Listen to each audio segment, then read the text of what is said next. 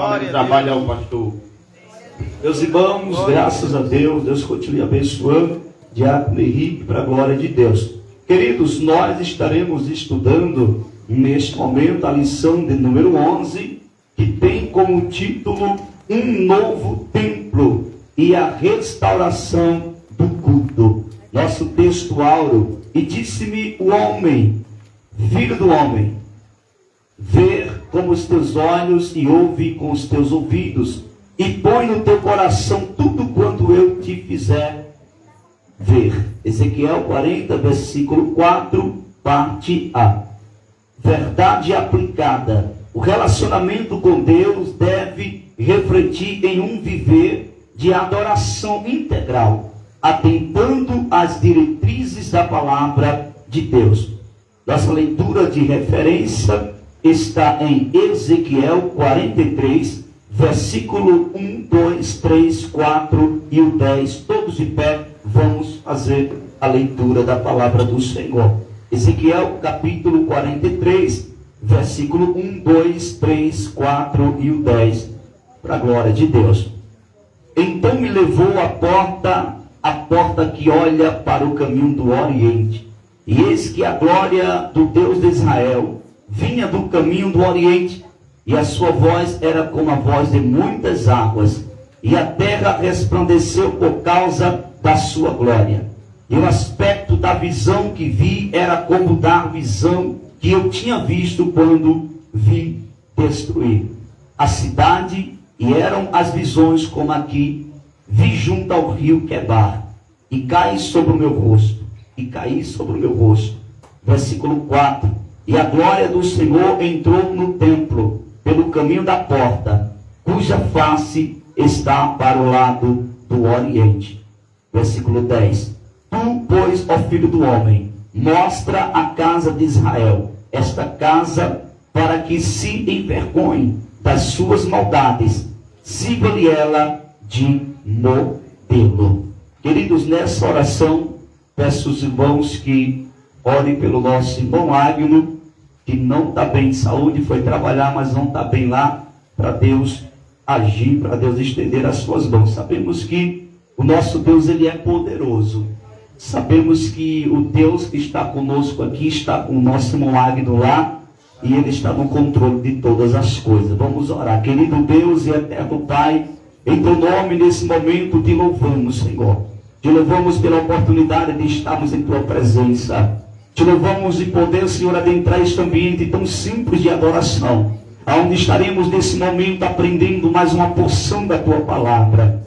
Meu Deus, cada um dos teus filhos que aqui estão presentes, que possam sair edificados dessa noite, que possam, meu Senhor, sair, ó Deus, alimentado com a exposição da tua palavra. Pai, permanece com teus filhos neste lugar. Oramos nesse momento pela vida do nosso irmão Águilo, Senhor. Oramos no início do trabalho, mas também estaremos orando nesse momento em prol da sua saúde, pedindo a tua graça sobre a vida do teu filho. Enquanto nós estamos aqui te adorando, Senhor, te glorificando, aprendendo a tua palavra, visita o teu filho neste momento. Senhor, estenda as tuas mãos poderosas, todos os sintomas que ele está sentindo nesse momento em seu corpo, que o Senhor possa repreender para a glória do teu nome. Pois a tua palavra esclarece categoricamente, no livro de Jeremias, capítulo 23, versículo 23, que tu és o Deus de longe, mas também tu és o Deus de perto.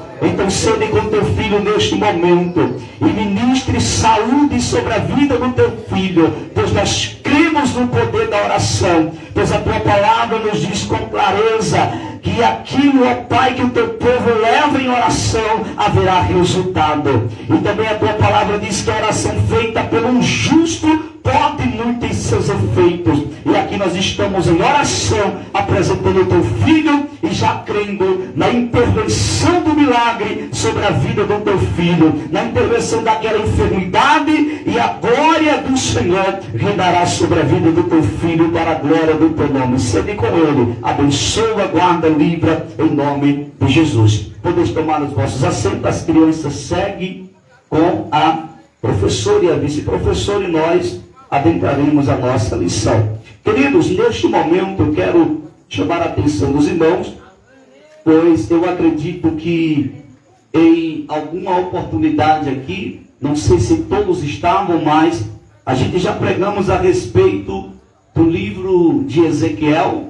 Eu já falei várias vezes aqui que Ezequiel está entrelaçado entre os profetas maiores, e como a Bíblia fala sobre profetas maiores, não está falando da sua estatura, mas está falando da quantidade de escritas e profecias que foram profetizadas. E nós falamos certa vez aqui a respeito da glória de Deus saindo do templo. Os irmãos lembram que a gente falamos que a glória de Deus se elevou da arca, foi para a porta, da porta foi para a entrada da cidade, e da cidade ela foi para o monte. Ou seja, a glória de Deus se retirou do templo, simplesmente porque havia algo oculto ali, desagradável aos olhos de Deus, que era a idolatria. Mas nessa lição que nós vamos estudar aqui, existe um ponto a ser observado, que a gente vamos ver aqui a glória de Deus voltando. Porque a Bíblia vai nos mostrar, irmão, categoricamente, que pela desobediência do povo eles foram cativos. E Ezequiel, quando estava ali, juntamente com os que estavam cativos, se você ler Ezequiel capítulo 1, você vai ver o que eu estou falando. Ele teve visões do Senhor. E ele estava em cativeiro. Mas Deus, pela sua infinita misericórdia, tira o povo daquela situação. E quando Deus tira o povo daquela situação, a glória de Deus, ela volta. Então o que eu acho interessante, meus irmãos, é que Deus, ele sempre dá oportunidade.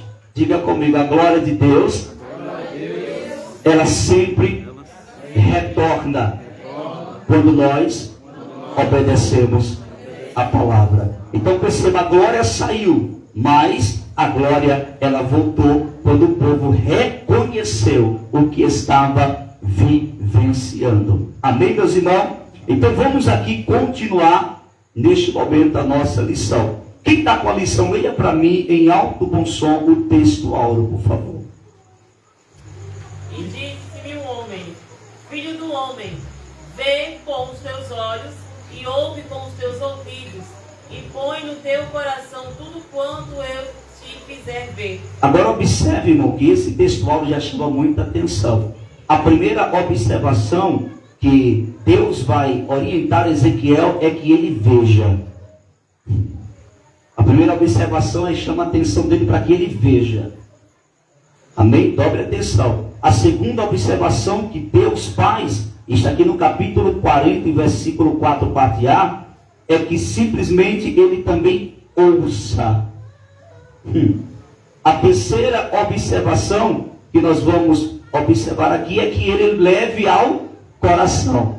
Porque não é simplesmente a gente ver, não é simplesmente a gente ouvir, não é simplesmente isso, não. A gente tem que ver, tem que ouvir e tem que descer ao coração. Porque existem muitas pessoas que é muito bom em ver, mas é ruim de ouvir. Tem muitas pessoas que é muito bom de ouvir, mas é muito ruim de ver. Então perceba que Deus orienta a Ezequiel que ele coloque em prática na vida dele. Quando Deus vai mostrando as visões para ele, ele manda que ele atente à sua visão. Olha o que eu estou te mostrando. Para que você não fale, isso é interessante, para que você não fale o que eu não estou te mostrando. Veja o que é que eu estou te mostrando. Ouça direitinho o que é que eu estou te falando, para você não falar o que não estou falando. E coloca no teu coração, ou seja, você está vendo, você está ouvindo, mas você também tem que viver, tem que colocar no seu coração. Então Ezequiel, meus irmãos, ele tem experiências extraordinárias com Deus. Ezequiel não é um profeta qualquer. E Deus mostra a importância só neste versículo 4 de Ezequiel 40. A importância de ver, de ouvir e de levar ao coração, que é a prática.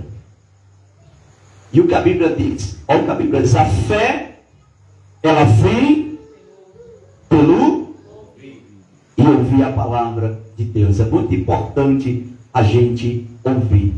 E deixa eu dizer uma coisa interessante para os irmãos. De tudo que a gente possa fazer nesta vida, que a gente possa fazer com convicção do que a gente vê, ouve e está no coração. Porque isso é segurança. Então Ezequiel, quando ele abria a boca para profetizar, ele não profetizava qualquer coisa. Ele profetizava o que viu, o que ouviu e o que estava vivendo. Veja a regra como que funciona. Agora, por favor, a verdade é aplicada. Quem pode ler bem alto? O relacionamento com Deus deve refletir em um viver de adoração integral, atentando às diretrizes da palavra de Deus. Observe, irmão, o relacionamento com Deus. Irmão, relacionamento é coisa séria. Se existe dificuldades em relacionamento entre o casal, entre a família, imagine, meus irmãos, se nós não tivermos cuidado, a gente vamos ter um relacionamento complicado com Deus. E você quer ver se no sentido material, no sentido literal, quando um relacionamento não tem comunicação, é complicado. Já começa afetando. É aquela questão, você não consegue entender o seu marido, e nem o marido consegue entender a mulher. Agora por quê? Porque não tem mais o diálogo entre eles. Porque você quer conhecer melhor sua esposa, dê espaço para você ouvir ela. E você saber o que está se passando com ela. Você quer entender melhor seu esposo, dê espaço para que ele fale, se abra com você, para você entender o que está se passando com ele. E com isso, um ao outro vai poder ajudar um ao outro a vencer qualquer tipo de obstáculo. Então é um dos primeiros pontos, comunicação no relacionamento. Trazendo agora para o sentido espiritual, pode deixar ele, se preocupe não, irmã Cidia. Trazendo para o sentido espiritual, o que acontece? Quando nós perdemos o contato com Deus, de falar com Ele, a gente se complica. Porque, primeiro, Ele está nos ouvindo, sim, porque Ele é soberano, mas você vai deixar de ouvir Ele. E quando você não ouvir Ele, você não vai ter uma direção certa daquilo que Deus quer para você. Então, relacionamento, irmão, ele é comunhão, relacionamento é convivência, relacionamento é diálogo, tem que ter tudo isso. E no relacionamento espiritual com Deus, tem que ter tudo isso, irmão. Comunhão, você tem que falar com Deus. Isso é coisa séria, irmão. Interessante que relacionamento existe marcas. Sim ou não? Existem marcas, irmão. Por exemplo, eu postei algo interessante esses dias. Por exemplo, isso aqui é uma aliança. Certo? Essa aqui, inclusive, eu dei a pirata para a Aniele e fiquei com essa aqui, né? Já que o camarada levou a minha aliança original no assalto, né? Aí essa aqui ficou melhor e a pirata está ali na mão dela. Mas a aliança está forte. Amém, meus irmãos? Mas está aqui, ó, a aliança. Amém? Quem usa aliança, se você tirar ela, você vai ver que existe uma marca. Sim ou não? Ó, vou afastar aqui, tá? Existe uma marca que fica. Ó. Porque aliança, relacionamento, existem marcas. Então, na vida conjugal também não é diferente. Existem marcas. E esperamos que as marcas que a sua esposa está tendo não é de desgosto. Esperamos que a marca que o seu esposo está tendo não é uma marca de desânimo. Que seja marcas frutíferas, que sejam marcas lindas para levar para o resto da vida. Os irmãos estão entendendo a minha linguagem, irmão? Então é muito importante. Estamos falando também sobre relacionamento.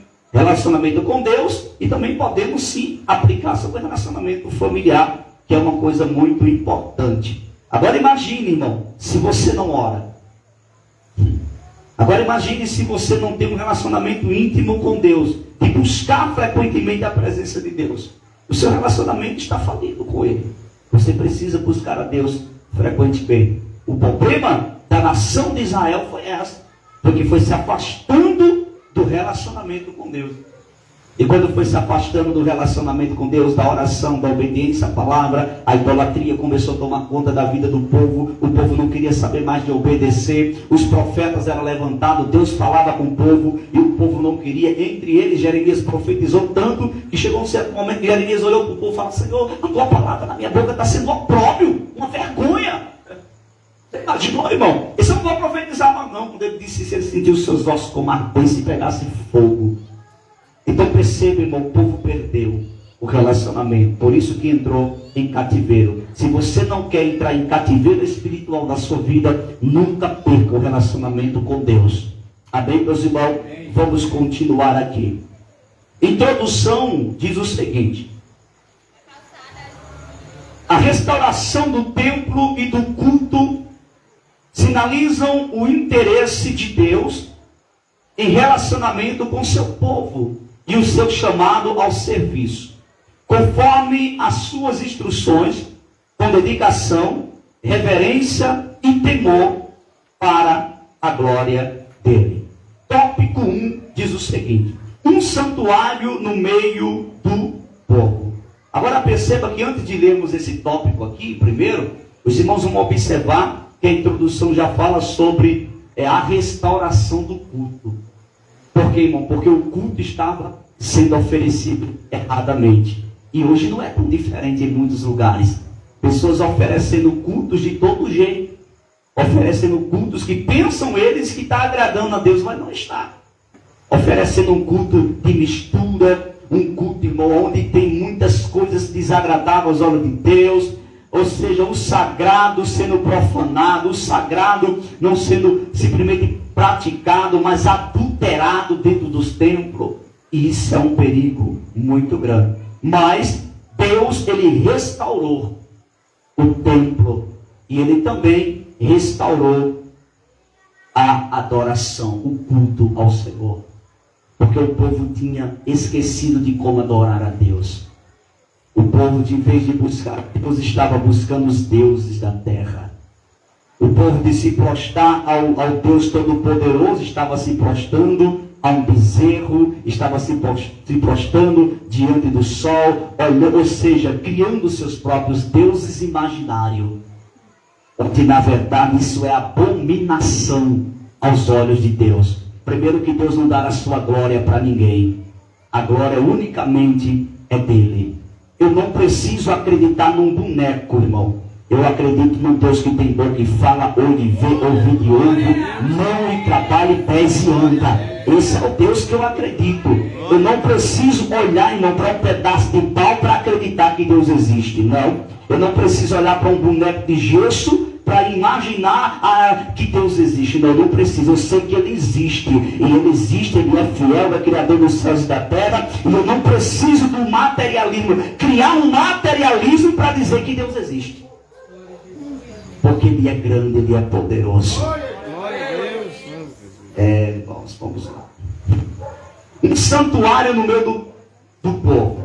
Antes de abordarmos a visão de Ezequiel sobre a restauração do templo, é oportuno refletirmos acerca da relevância da presença de um santuário na história do povo de Israel, desde a saída do Egito até o início do cativeiro babilônico.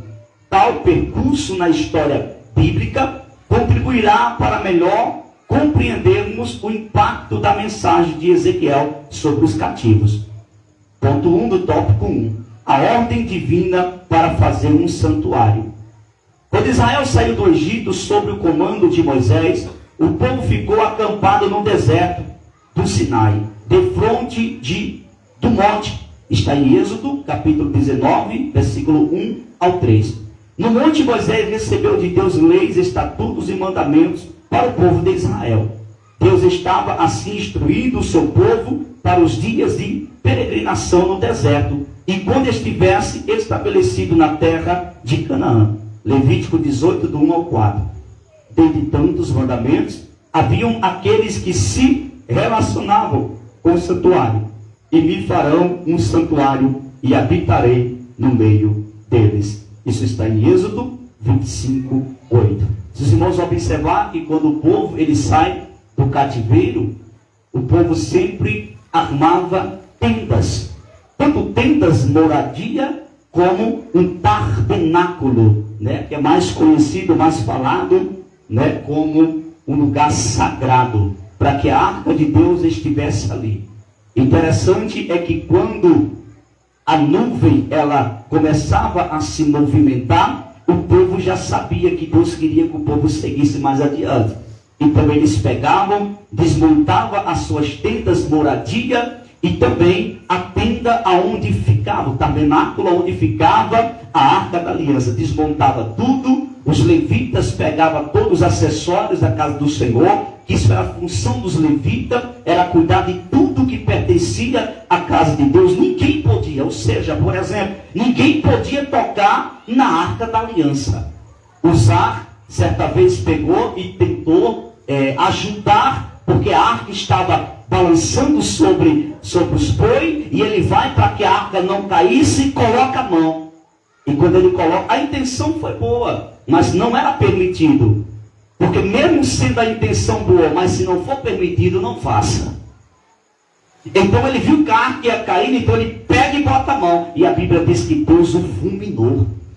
Matou na hora. Ou seja, atravessou de um lado para o outro. Uzá caiu na hora. Por quê? Porque não podia tocar na arca. Porque a arca era tipologicamente o símbolo da presença de Deus, que Deus selecionou somente os levitas para conduzir. Então quando o povo desmontava tudo, os levitas pegavam os acessórios, organizavam tudo, e também a arca ia na frente. E o povo vinha caminhando atrás. Por quê? Porque, irmãos, se a presença de Deus ela estiver na frente, tudo dá certo. Sabe quando foi que a presença de Deus foi para trás do povo? Quando o povo, no início que foi liberto do Egito, quando chega na beira do mar, eles olham para um lado, montanhas, para o outro lado, montanha, para frente está o mar, e atrás vem Faraó com seus cavalos e seus guerreiros. Então o que acontece? A nuvem, símbolo da presença de Deus, ela foi para a parte de trás, para atrapalhar o povo de chegar perto do povo de Deus. Enquanto o povo não atravessou, a nuvem estava lá. A glória de Deus passou para trás para impedir que o povo chegasse com facilidade ao encontro do povo de Deus. Então foi a única vez. Mas depois que isso aconteceu, pode observar, depois da travessia do mar, a presença de Deus continuou na frente de novo. Mas isso é muito lindo, porque se a presença de Deus estiver na sua frente, tudo vai dar certo. Coloque a presença de Deus na frente de tudo. Irmãos, eu sei que é uma escola bíblica, mas Jesus, ele fala conosco, irmão. Cada momento que a gente se reúne, o Senhor fala conosco aqui. Então coloque a presença de Deus na frente dos seus sonhos, dos seus projetos. Coloque a presença de Deus na frente de tudo. Senhor, vai na frente. Porque se eu for, eu posso fazer errado, pode dar errado. Então vai na frente. Porque o Senhor vai fazendo, vai quebrando os grilhões, vai abrindo os caminhos, tirando as pedras da frente, dos tropeços da vida, e eu vou passar e vou alcançar o milagre que eu espero. Convide a presença de Deus para ir para frente. Então é muito interessante, meus irmãos, que mesmo o povo tendo tanta experiência com Deus, mesmo assim, o povo acaba se corrompendo no meio do caminho. Quando Moisés ele resolve subir ao monte, por ele demorar, eles olham assim e pega simplesmente, olha, quem tiver aí correntes, brinco, o que você tiver de ouro, traz aqui. Derrete tudo, faz um bezerro de ouro e começa a adorar a Deus. Você já percebeu de onde vem esses usos e costumes? Está entendendo, irmão? De onde vem esses usos e costumes? De brinco, pulseira, seja lá o que for, vem lá do Egito, irmão. E o Egito hoje é tipologicamente o mundo. As coisas do mundo não podem adentrar a igreja. Amém, meus irmãos? Me ajuda aí onde foi que eu parei? Santuário. Isso. Obrigado, guerreiro. Santuário no hebraico significa lugar santo ou sagrado. Também chamado de tabernáculo em Êxodo 25:9. Portanto, talvez a maior lição transmitida com a construção do santuário era Deus estar no meio do seu povo. Deus, ele sempre teve o prazer de estar no meio do povo. Isso é uma das coisas, irmã Jaqueline, que Deus ama, é estar no meio do povo. Glória a Deus. Você já percebeu no decorrer da história principalmente quando Jesus ele permeou sobre essa terra, melhor falando, você percebeu que ele sempre gostava de ir para o meio? Ele sentava e o povo já sentava ao redor dele. Isso é coisa linda, irmão. É muito lindo. Você sempre vai encontrar Jesus no meio do povo. Porque Jesus gosta sempre do meio. Ele gosta tanto do centro, irmão, de estar no centro ali, porque o centro é a atenção de tudo. E a atenção é para Ele. A honra é para Ele, a glória é para Ele mesmo. Ele gosta tanto, irmão, do centro de tudo, que Ele disse assim: eu estarei convosco todos os dias até a consumação do... Agora dobre uma atenção. Ele gosta tanto de estar no centro que quando o povo estava atravessando o mar, ele disse: ó, vocês vão adiante que eu chego, eu vou ali no monte orar um pouco e eu chego daqui a pouquinho. E a Bíblia vai dizer que quando o barco estava no meio do mar, Jesus chega. Por quê? Porque ele gosta de aparecer quando está no centro. Ou seja, se ele é o centro da tua vida, ele sempre vai aparecer na sua vida. Isso aqui é tremendo, meus irmãos. Jesus gosta tanto de estar no meio, irmão, que mesmo no período da sua morte, ninguém coloca ele nem na esquerda nem na direita, coloca ele no meio. Ele morre no meio e ressuscita também no meio. Amém, meus irmãos, porque quando eu falo de ressurreição, irmão, eu estou falando de um milagre. É, irmão, porque se você for observar a localidade aonde foi colocado o corpo de Jesus, o túmulo, irmão, é o centro. Ele morre no meio e ressuscita no meio, porque Deus ele gosta de estar no meio do seu povo. O prazer dele está no nosso meio. Isso é lindo demais. Vamos continuar aqui, porque senão eu esqueço que é a escola bíblica. Ponto 2 do tópico 1. O templo construído por Salomão. O rei Davi tinha proposto edificar um templo dedicado ao Senhor Deus, porém não lhe foi permitido. Deixa eu continuar aqui. Antes de eu ler, para nós não perdermos tempo, eu preciso falar algo interessante sobre isso aqui. Cadê minha caneta? Jesus está aqui. Vamos lá. Deixa eu marcar aqui. Querido, dobre atenção. O desejo de Davi era construir um templo. Se você ler lá em Crônicas, você vai ver. O desejo de Davi era construir um templo. Por quê? Porque Davi, no período que ele assume o reinado, a primeira coisa que Davi faz é trazer a arca de volta. Por quê? Porque a arca de Deus não estava mais no meio do povo. A presença de Deus não estava mais no meio do povo. Então ele providencia logo a arca antes de tudo. Por quê, irmão? Porque tudo tem que começar com a presença de Deus. Glória a Deus. Nenhum projeto dá certo sem que a povo, eu vou pregar mesmo, esse é o jeito. Nenhum projeto dá certo se a presença de Deus não tiver. Glória a Deus. Nenhum projeto pode ser iniciado se a presença de Deus não tiver. O projeto não só dá certo se a presença de Deus tiver. E uma das coisas que não pode faltar na nossa vida e no nosso meio é a presença. Glória a Deus. Tem gente que começa projeto, mas não tem presença, não dá certo.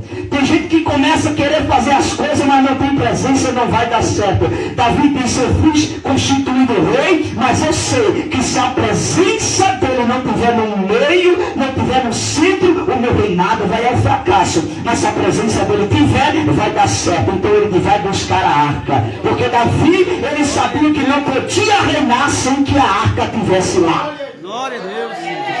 Como não bastasse, Moisés também disse para o Senhor: Senhor, não me faça subir daqui se a tua presença não for comigo. Em outras palavras, Moisés disse: se a tua presença não for, eu não vou. Se a tua presença não estiver comigo, eu não dou um passo. Se a tua presença não estiver comigo, eu não chego em lugar nenhum. Mas por outro lado, se a presença de Deus estiver conosco, estiver com você, você vai chegar longe.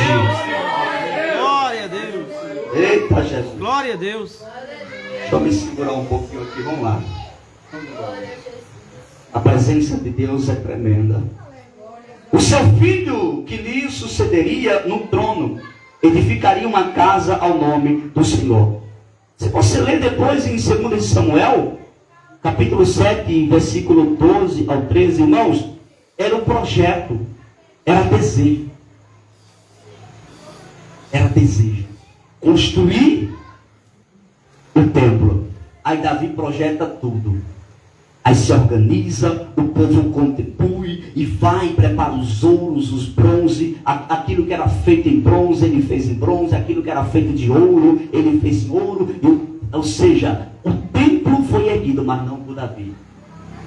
Davi projetou tudo, o povo trouxe tudo, e Davi, quando pensava, agora eu vou começar a fazer, Deus olha para ele lá em Crônicas e diz assim: tu não me edificarás, porque há sangue nas tuas mãos. Já imaginou? Davi, ele projeta tudo Davi projetou, mas quando foi para construir, Deus não permitiu, porque existia uma mancha na vida de Davi.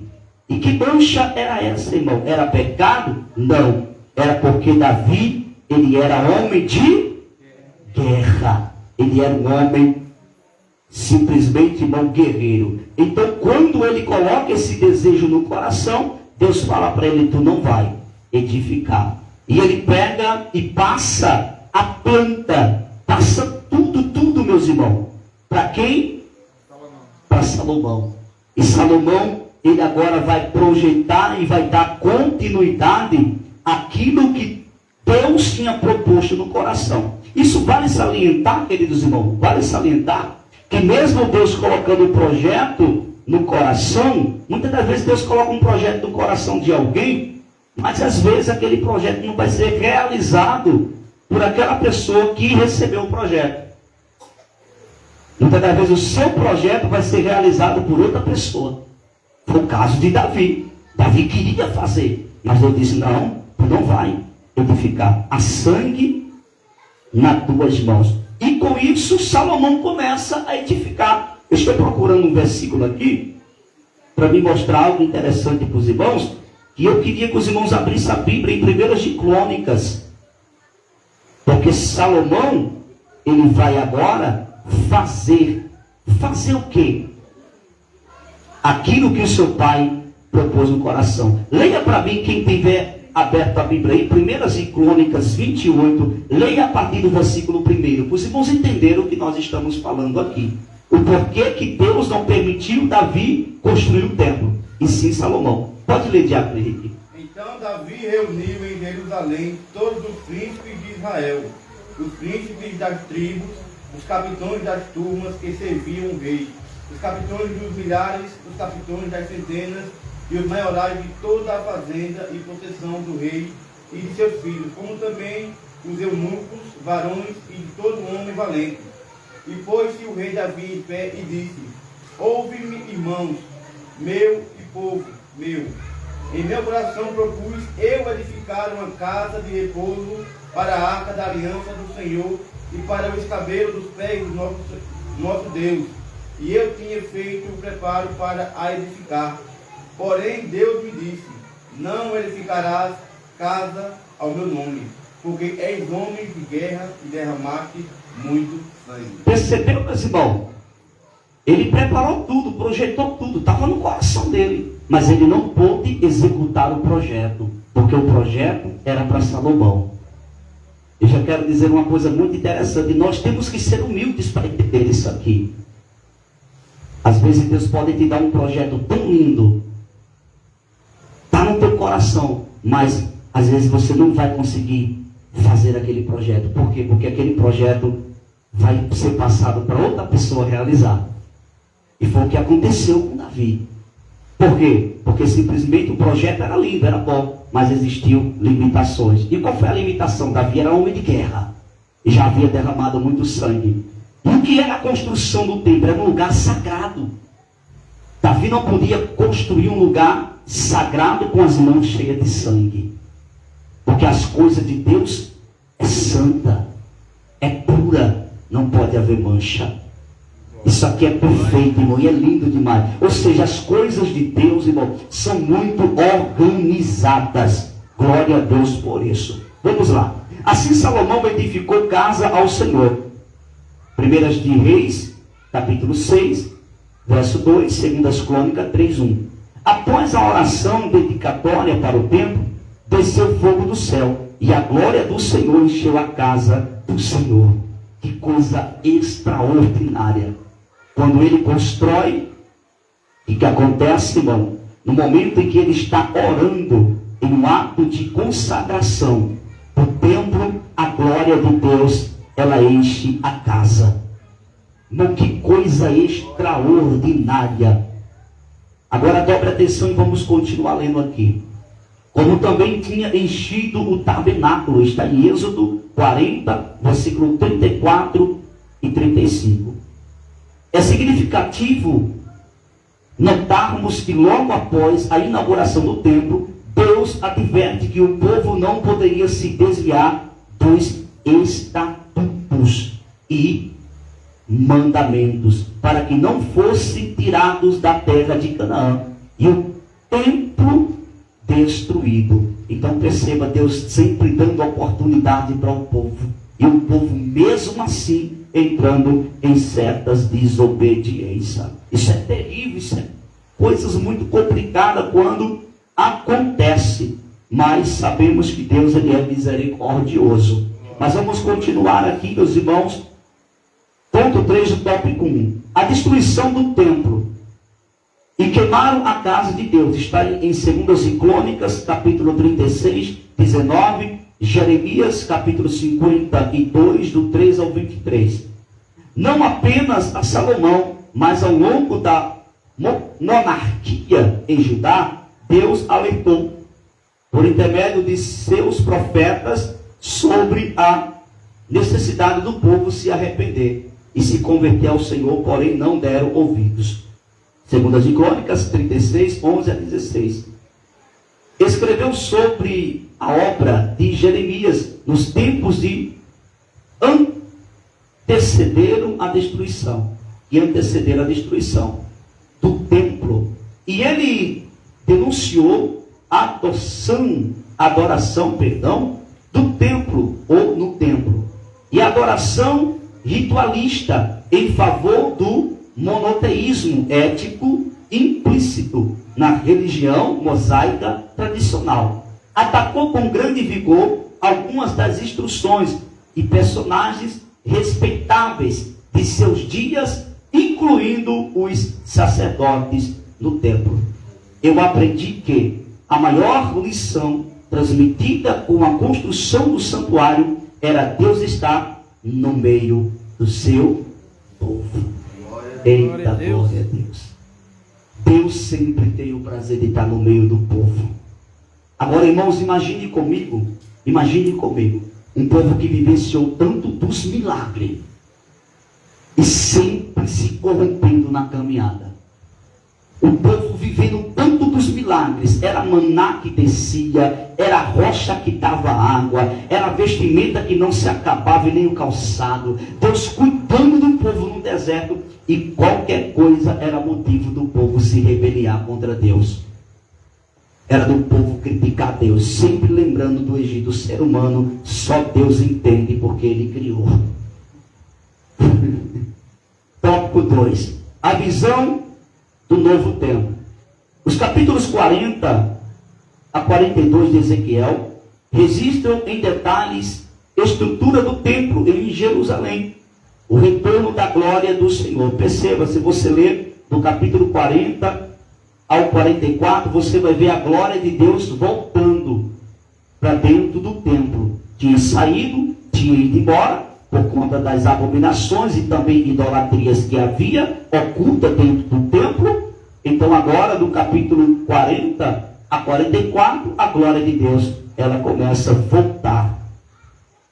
E retornou o retorno da glória do Senhor no templo. E o serviço sacerdotal, porque até o serviço sacerdotal tinha acabado. Ou seja, o sacerdote não tinha mais como exercer. Por quê? Porque a glória de Deus não estava mais ali. Eu vou ser bem sincero, sem a glória de Deus não dá para exercer nada. Sem a presença de Deus não dá para a gente exercer nada. Tem que ter a presença de Deus. Isso aqui é tremendo e é fundamental. E quando fala de sacerdote, tem algo interessante que, se você ler sobre as regras sacerdotal dentro do Pentateuco, você vai ver, meus irmãos, que o sacerdote ele tinha uma vestimenta diferenciada para subir e ministrar ao povo. Ele tinha uma vestimenta diferenciada para poder oferecer sacrifício pelo pecado do povo. Ou seja, a vestimenta do sacerdote era diferenciada. Ele não podia subir, ele não podia oferecer, ele não podia entrar no templo com uma vestimenta qualquer. Tinha que estar bem vestido. Permita-me a expressão, nada contra, cada um segue, cada ministério segue o que quer. Mas eu não entra na minha mente, não entra na minha visão, no conhecimento que eu tenho. Sacerdotes, hoje, no tempo que vivemos, que são as lideranças de igrejas, pastores de igreja, está ministrando em cima do altar, com uma blusa normal, sem um padrão. Não consigo entender isso. Tem que ter uma vestimenta padronizada. Você já imaginou, por exemplo, eu estar aqui ministrando para os irmãos com uma blusa comum, como o nosso querido irmão Carlinhos está aí? Já imaginou? Olhe para ele e olhe para mim aqui agora. Se daria certo eu estar aqui agora ministrando para os irmãos com uma blusa assim? Não seria estranho, irmão? Então eu não acho correto um sacerdote, e nem tampouco aqueles que ministram ou estão em cima do altar de todo jeito. Por isso que hoje, irmão, e daqui para frente, ao convidar qualquer pastor para pregar aqui ou para pregar em Belém, seja quem for, eu vou logo dizer, claro, categoricamente, se aí não haver costume de estar no altar padronizado, mas para atender o convite e a agenda aqui, coloque um terno e uma gravata. E já imaginou a gente tudo padronizado aqui, aí chega o pregador, ou chega o cantor? Eu não vou mais permitir essas coisas. Chega e uma blusa qualquer, sem gravata, sem nada, e está no púlpito. Aí está os obreiros tudo padronizado, bonito, e dá um camarada lá com uma blusa qualquer em cima do altar. Não funciona. A gente tem que preservar essas coisas, irmãos. E é estranho. É muito estranho um líder estar no altar da igreja, irmão, lá e com a blusa como que você usa no dia a dia, assim, qualquer, para ministrar no altar. É estranho, meu irmão. Na cozinha mostrando os braços, e quando pensa, não, se o camarada não for uma pessoa muito bem malhada, ou seja lá o que, não tiver um corpo bem sarado, numa linguagem bem clássica, e tá com aquele desmantelho todinho, aí tá assim ministrando, de repente levanta o bucho e fica mostrando na beira da barriga.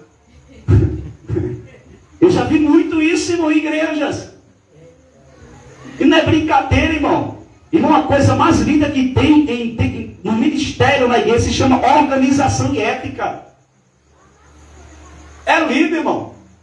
Eu vou ser sincero, você padronizado assim como você está, você pode chegar na igreja que for, você é respeitado e honrado.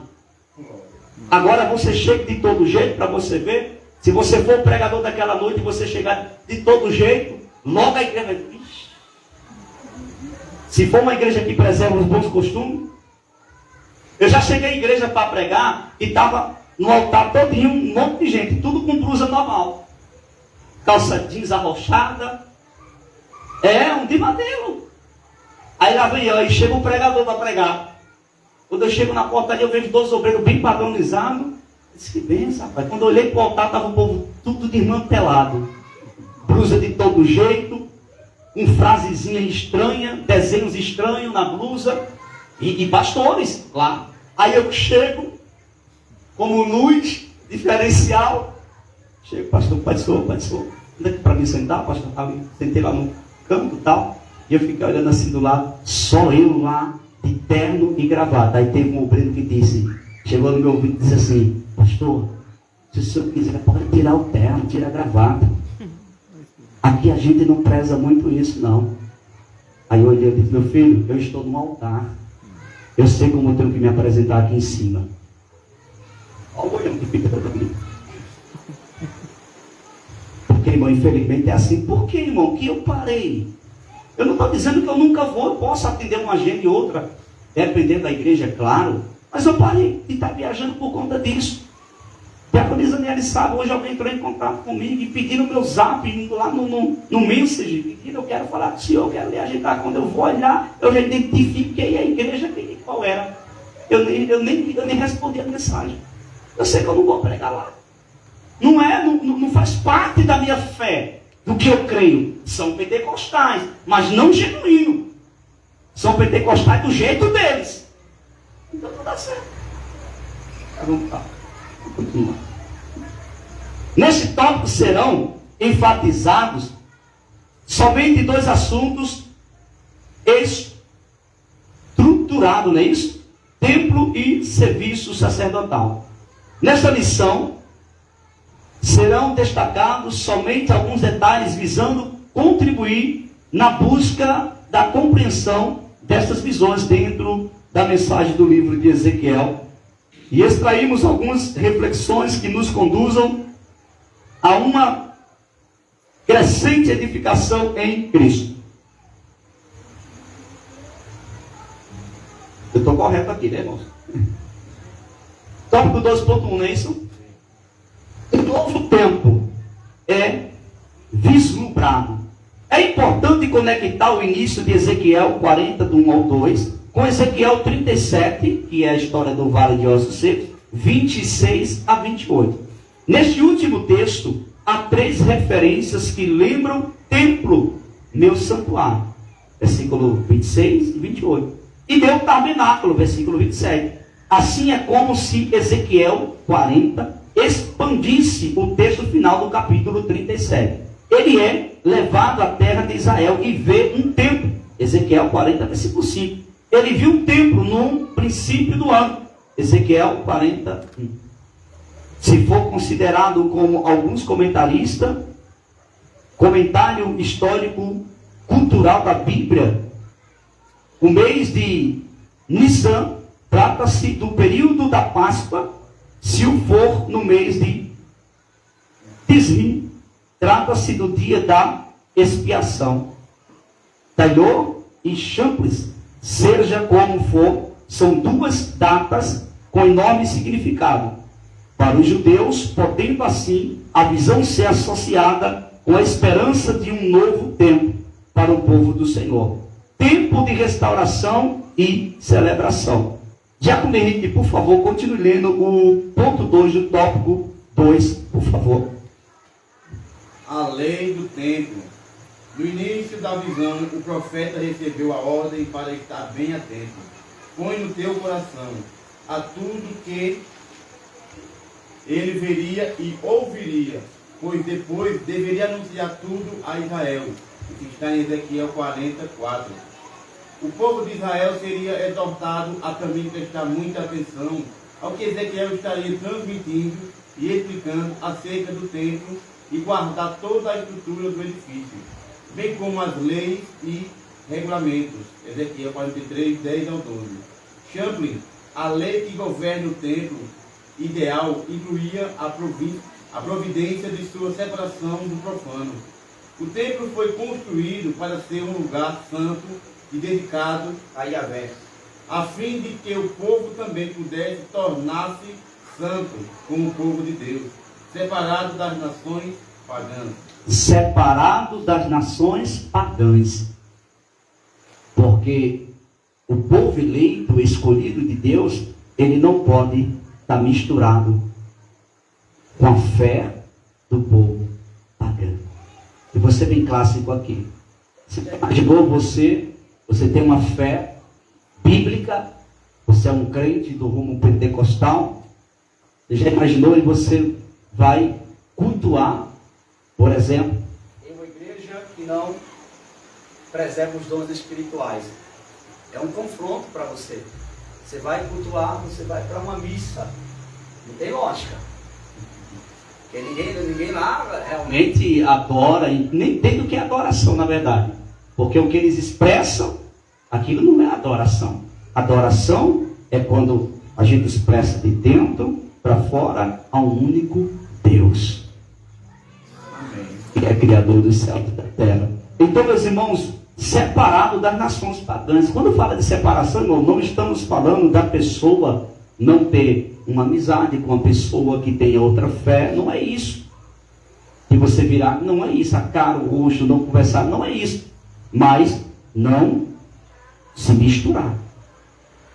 Você não pode estar junto com uma pessoa que não tem a mesma fé que a sua. É conflito. Mas você pode ter um contato, um diálogo com aquela pessoa, tranquilamente, isso não há Problema com isso. E Deus sempre advertiu o povo, porque o que levou o povo para a idolatria? Quando o povo entrava a ter aliança com os povos pagãos da época, que era o povo idólatra, eles eram fermentados a entrar na idolatria. Porque a mistura acabou afetando a fé deles. Já houve fatos terríveis na história bíblica de pessoas que começaram muito bem, mas depois tiveram aliança com o povo pagãos, povo que tinha uma cultura diferente, uma fé diferente, e acabou se misturando e se perdeu na história. Amém, meus irmãos? Aí se perde na história. E é sério isso aqui, irmão. A gente precisa ter muito cuidado. E existe um vocabulário muito interessante aí fora, que diz assim: me diz com quem tu anda, que eu digo quem tu é. Você pode não ser traficante, mas se você andar com um, o povo vai dizer, olha, é um deles. Você pode não ser uma pessoa que vive uma vida errada, mas se você anda com quem é errado, alguém vai te apontar que você está errado. Porque a gente, irmão, somos diferenciados. A gente somos diferentes. Bom, não é para rir não, que eu vou falar não, tá, irmão? Você pode correr. Você imaginou, ó, eu como pastor de igreja, ok? Aí tá eu na sociedade, na rua, aí tá eu andando, certo? Andando, no meio de uma banda do mundo, tá lá, né? Certo? Um monte de cantores do mundo, dançarina, um bailarino, seja lá o que for. Aí está eu andando no meio deles. Certo? Está lá no meio. Irmão, quando o povo olhar da banda, ou tem alguma coisa ali. Ou participa de alguma coisa entre aquela banda ali. Da mesma forma, irmão, é quando a gente estamos no meio de certas ocasiões. E as pessoas olham e pensam que você vai parte daquilo ali. Por isso que é muito perigoso. A gente temos que ter muito cuidado. Para que a gente não possa, irmão, estar aí na boca do povo. Isso é muito sério. Vamos continuar aqui. Ponto 3, tópico 2. Revelações sobre o exercício, não é isso? Sacerdotal no templo. Após a visão focar a estrutura do templo, agora se volta para os detalhes referentes às pessoas, serviços e cultura no mesmo. Ezequiel 43, do 13 ao 46. São várias instruções referentes à atuação dos sacerdotes e levitas, bem como as ofertas e sacrifícios, lembrando as leis registradas nos livros de Êxodo e Levítico. É pertinente lembrar que antes da destruição da estrutura física do templo, muitos que tinham a responsabilidade de conduzir o serviço no templo já tinham se corrompido. Você percebeu que corrupção não é de agora, irmão? Desde os tempos bíblicos as pessoas se corrompem, lideranças se corrompem. Sangue de Jesus tem poder. Se você ler Jeremias capítulo 30, versículo 30 ao 31, depois você pode ler Jeremias capítulo 8, do versículo 10 ao 11, e também Jeremias capítulo 20, do 1 ao 26, e Ezequiel capítulo 22, e o versículo 26. Por isso a lei da casa, Ezequiel 43, 12, inclui também instruções quanto à atuação dos mesmos. Ezequiel 43, 19, versículo 27, Ezequiel 44, do versículo 9 ao 31. Os serviços de culto no templo também deveriam ser norteados pelo princípio da santidade. Quando o povo se afastou de Deus e estava agora cultuando erroneamente, Deus ele lembra para que eles voltem para o princípio. Por que, irmão? Porque o princípio é raiz. E quem é que está no princípio? Diga comigo, Deus. Se você ler a palavra de Deus, você vai ver que Ele está no princípio e Ele também está no fim. Lá em Apocalipse diz que Ele é o alfa e o ômega, o princípio e o fim. Não podemos perder o princípio. Eu aprendi que os capítulos 40 a 44 de Ezequiel registram em detalhes a estrutura do templo em Jerusalém, o retorno da glória do Senhor ao templo e o serviço sacerdotal. Por que, irmão? Porque tem que ter sacerdote, tem que ter liderança para organizar as coisas de Deus. Tópico 3: avisos e ensino para a igreja. Nesse tópico serão enfatizadas algumas lições aplicáveis à igreja a partir do exposto acima.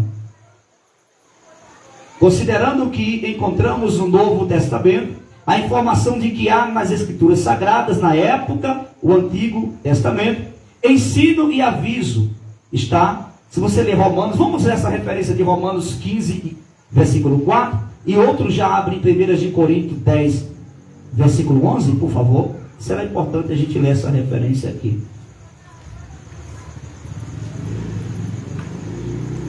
Romanos 15, 4, quem achou?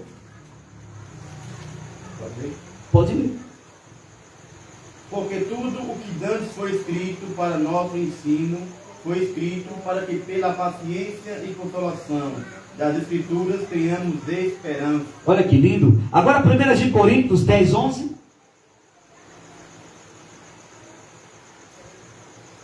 Ora, tudo isso lhe sobreveio como figuras, e estão escritas para aviso nosso, para quem já são chegados o fim dos séculos.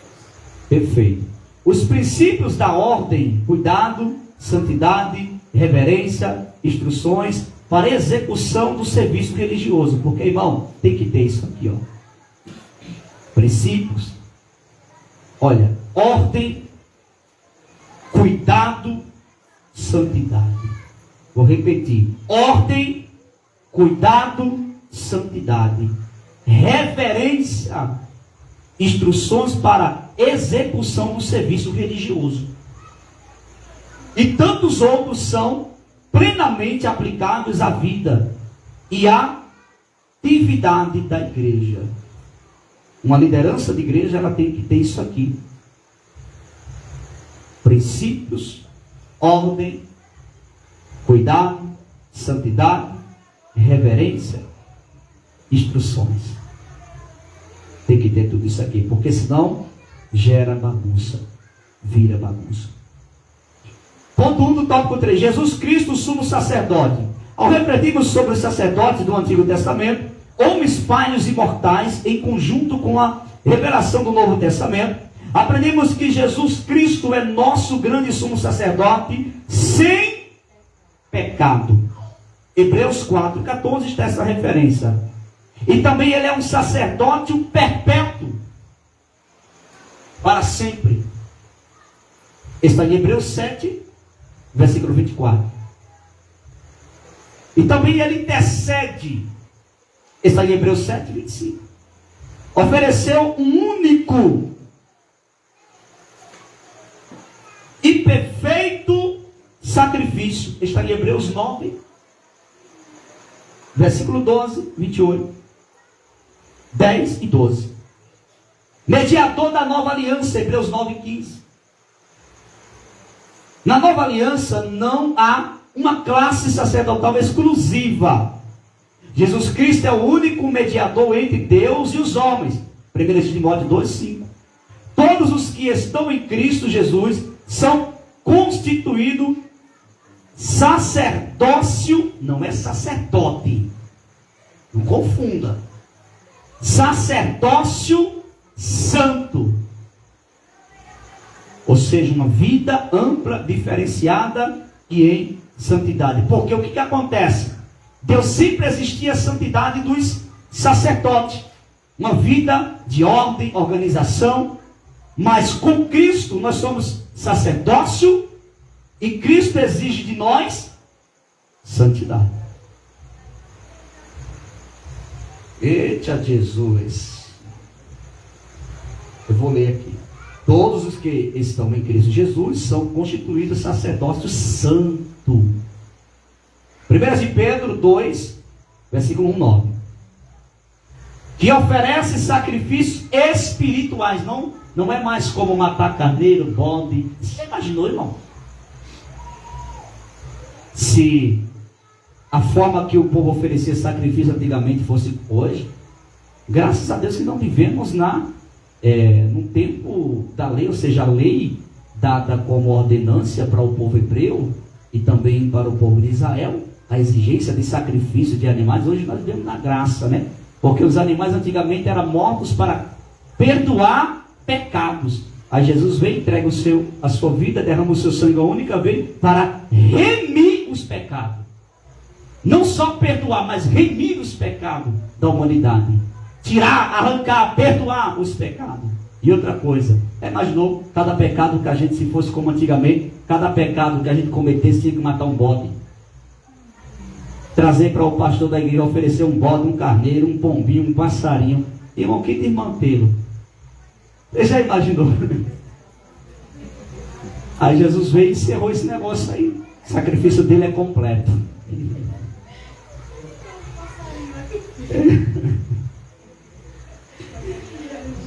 Ponto 3, tópico 3.2. Servir com reverência e piedade. Quando lemos acerca dos limites estabelecidos por Deus, quanto ao acesso ao tabernáculo e templo, comparamos com o véu do templo, que se rasgou no momento da crucificação de Cristo, Mateus 27:51. E o chamado para nos chegarmos com confiança ao trono da graça, Hebreus 4:16. Parece que hoje não há restrições no relacionamento com Deus. Contudo, é preciso cuidado, atenção, respeito, temor da parte dos discípulos de Cristo, como nos orienta Hebreus 12:28. Além de ter que ser agradável, e o versículo seguinte apresenta o motivo para todo esse cuidado, porque o nosso Deus é um fogo consumidor. Ponto 3, o tópico 3. Procurar cumprir bem o ministério. Cumpra bem o que Deus estabeleceu para você. Faça com amor, com dedicação, porque foi Deus que te deu. O texto de Ezequiel 44, do versículo 10 ao 31, traz instruções detalhadas das responsabilidades dos levitas e sacerdotes, incluindo vestes e outros mandamentos. Eu vou repetir, irmão, eu vou voltar.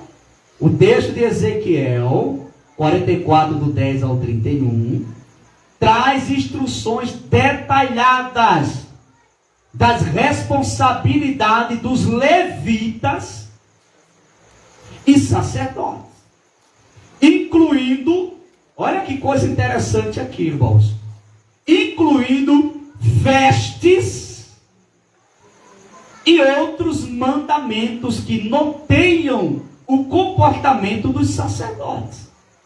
Em um templo restaurado, os serviços ali executados deveriam ser com cuidado, atenção e observando as diretrizes divinas.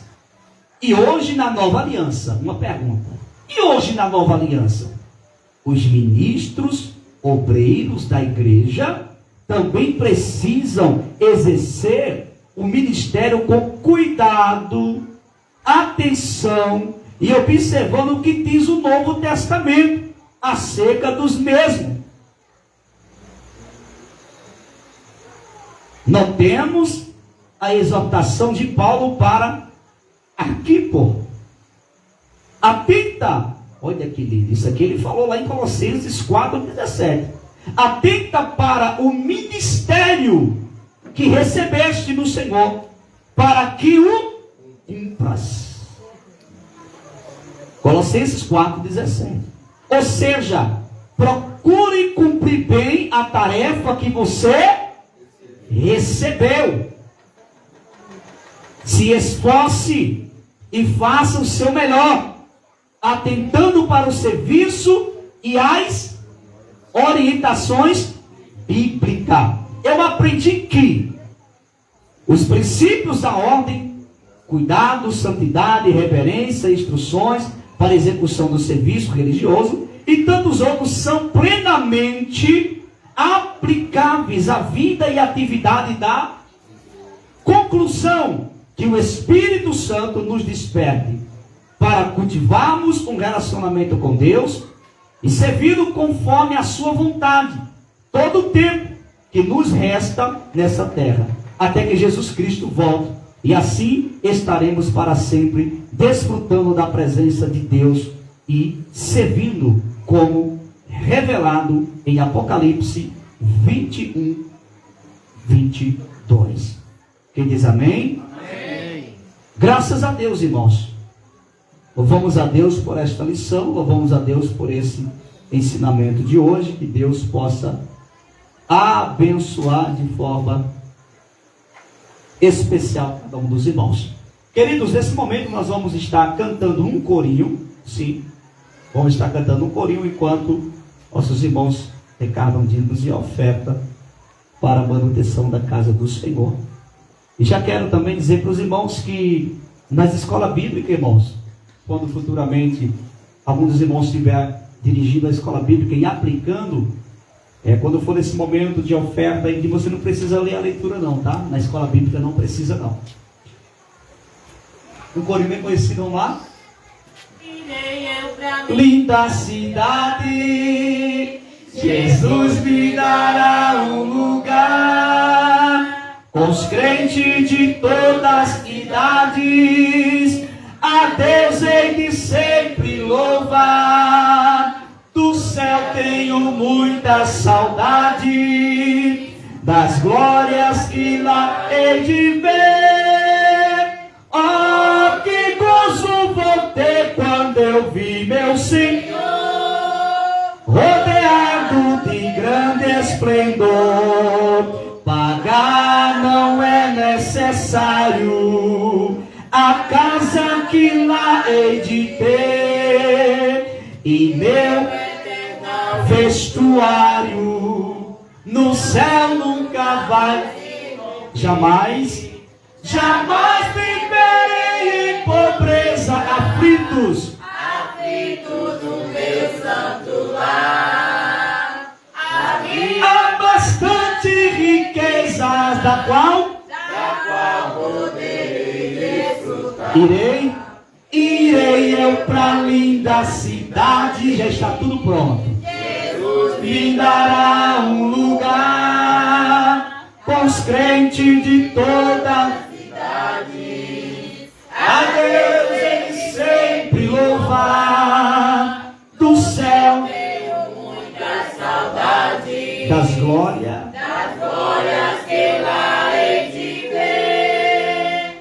Oh, que gozo vou ter Quando eu vi meu Senhor, rodeado de grande esplendor. Amém, meus irmãos? Amém. Graças a Deus. Queridos, eu já quero também estar falando para os irmãos, aqui inclusive, vou até passar para os irmãos também lá em Belém, a respeito do nosso batismo. Estarei realizando, creio, em dezembro, o batismo. E os irmãos que não são membros ainda e desejam descer as águas, quem não é casado se organiza para casar. Amém, meus irmãos? Amém. Quem é solteiro já vai se preparando também, se sentir o desejo, já passe, amém, meus irmãos? Já passe a informação, porque a gente precisa, eu creio, que lá para o mês de julho, qual é o mês, irmão? Julho. Lá para o mês de julho, eu quero já começar o discipulado. O discipulado para as pessoas que vão se batizar. Discipulado para aqueles que vão descer as águas, que são orientações a respeito de batismo e outras coisas importantes que precisam também ter conhecimento. Então, os irmãos que sempre desejam, já vai aí se preparando, tá bom? Deus é bom, vamos ficar de pé, vamos agradecer a Deus por este momento maravilhoso. É como eu falei, antes do batismo que realizamos lá em Belém, nós passamos aqui umas quarta-feiras trazendo alguns ensinamentos para os irmãos sobre batismo, e a gente vamos fazer de uma forma agora mais ampla e mais prolongado a respeito de um discipulado, a respeito daqueles que vão descer as águas, para que a pessoa saiba o que é batismo, para depois se batizar, como realmente aconteceu de pessoas que queriam descer as águas, mas queriam usar vestimentas que a igreja não permite. Aí preferiu ficar com as vestimentas que a igreja não permite vestir e não quis descer as águas. Aí eu fico imaginando comigo, se você serve a Deus, se você está servindo a Deus, entregou sua vida para Cristo, porque evangelho é renúncia, e você preferir uma vestimenta que a igreja, que as normas da igreja não permitem, preferir aquela vestimenta do que o batismo, meu Deus do céu, onde é que está a mentalidade de uma pessoa dessa, né, meus irmãos? É triste. Aí, ou seja, o coração verdadeiramente estava muito longe dos céus e das coisas sagradas. Então os irmãos já vão se cuidando, porque é preciso, principalmente, deixa eu citar aqui, irmão, principalmente para quem quer avançar na área de obreiros. Porque, por exemplo, não tem possibilidade alguma. Olhe, cooperador, obreiro ou auxiliar, você pode até ser. Agora, a partir do diaconato, tem que ser casado.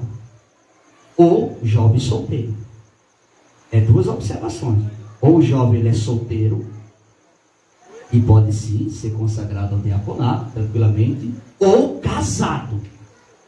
Agora, junto, essas coisas não tem como, não pode. Então os irmãos sonham em avançar na obra de Deus, já vai regularizando aí esses detalhes aí. Amém, meus irmãos? E outra coisa, já no sentido de presbítero, evangelista e outras coisas aí, tem que ser casado. Até o diaconato, um jovem pode ser, mesmo solteiro. Agora, presbítero, evangelista acima, eu não concordo. Existem muitas igrejas por aí que tem até pastores solteirão da vida. Imaginou de manter? Não é fácil. Querido Deus e eterno Pai, te louvamos nesse momento pela tua escola bíblica. Continua abençoando teus filhos, aplicando esta palavra ao coração dos teus filhos, Senhor, que possamos colocar em prática, crescemos em graça e em conhecimento. Muito obrigado pela presença de cada um dos teus filhos que o Senhor conduziu a este ambiente, para que possamos, Senhor, aprender um pouco da tua palavra. Continue abençoando a todos, guardando, livrando e protegendo de todo o mal, Senhor, que possamos a cada dia crescer na graça e no conhecimento, e sermos um diferencial neste lugar, para a glória de Deus e por onde passarmos. Fica conosco hoje e sempre. Amém e amém. O que eu acabei de falar aqui, irmãos, o que eu acabei de falar aos irmãos aqui, a gente vamos estar colocando, no estatuto interno da igreja, viu? Os irmãos vão ter acesso a isso aí, para os irmãos terem uma noção ali, do que pode e do que não pode. Amém, meus irmãos? Para a gente ser cada dia melhores crentes. Que a graça do nosso Senhor e Salvador Jesus Cristo, o amor de Deus, a comunhão e a consolação do Espírito Santo sejam com cada um de nós hoje e sempre. A igreja diz: amém. Cumprimente seu irmão com a paz do Senhor. Diga para ele: foi muito bom você ter vindo hoje. E diga: Jesus tem que ser o centro.